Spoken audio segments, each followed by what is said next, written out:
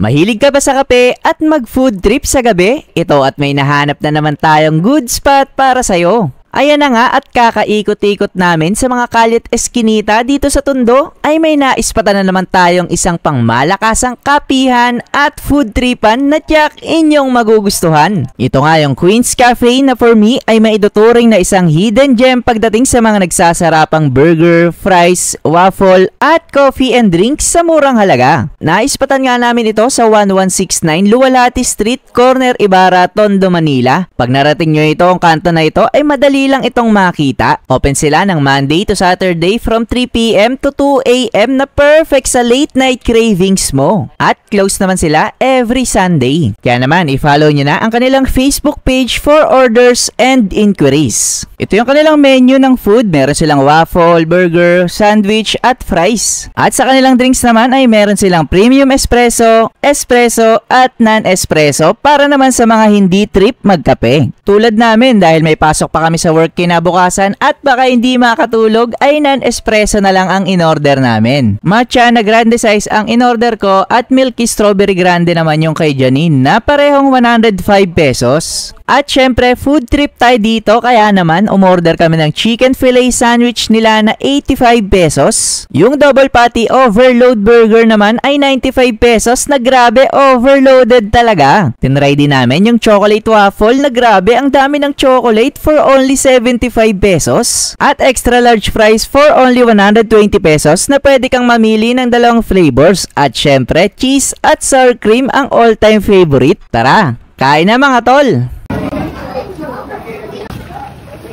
Yung chicken fillet sandwich, ang crispy and tender ng fillet at perfect yung lasa ng nilalagay nilang cheese sauce at Japanese mayo. Instead of burger bun, pandesal ang gamit nilang tinapay na masarap pag toasted. And try naman natin yung kanilang burger overload. Yan o. May dalawang quarter pounder na patty saka egg. Ito namang double burger patty overload nila. Masarap yung 100% beef quarter pounder patty na ang beefy at juicy. Nasinamahan pa ng egg on top at panalo rin yung barbecue sauce at special Japanese mayo na nilalagay nila. Nagdadagdag pa ng flavor yung garlic spread na pinapahid sa pandesal lalo na pag tostado. Ang sarap talaga. Try naman natin yung kanilang chocolate waffle. Itong chocolate waffle crispy yung texture sa first bite pero yung loob malambot. Nagpapasarap lalo dito yung Oreo crust at yung chocolate na grabe sa dami. Nagustuhan ko rin talaga to eh. At ito namang fries, masarap yung cheese and sour cream flavor, parang same quality sa potato corner para sa akin. At ang dami pa ng serving. Syempre, nasarapan din kami sa matcha at milky strawberry. Sobrang refreshing na mga drinks na to. Panalong panalo. Babalikan naman namin sa susunod yung mga espresso nila nang masubukan.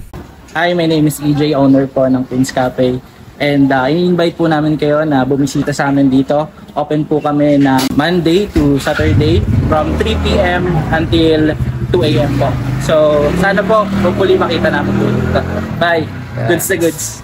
Overall, talaga namang nag-enjoy at nasarapan kami sa mga food and drinks nila rito. Quality sa sarap yung mga pagkain at hindi rin ganun kamahal. Kaya masasabing hindi tinipid yung lasa sa murang halaga. Kaya naman, sulit na sulit talaga. Yung mga drinks nila na natry namin, nagustuhan din talaga namin. Kaya naman babalik-balikan. At gusto ko rin masubukan yung mga kape nila. Kaya naman, kung naghahanap ka ng quality and affordable na kapihan at food tripan dito sa Tondo, this hidden gem na Queen's Cafe is a must try na talaga namang goods na goods.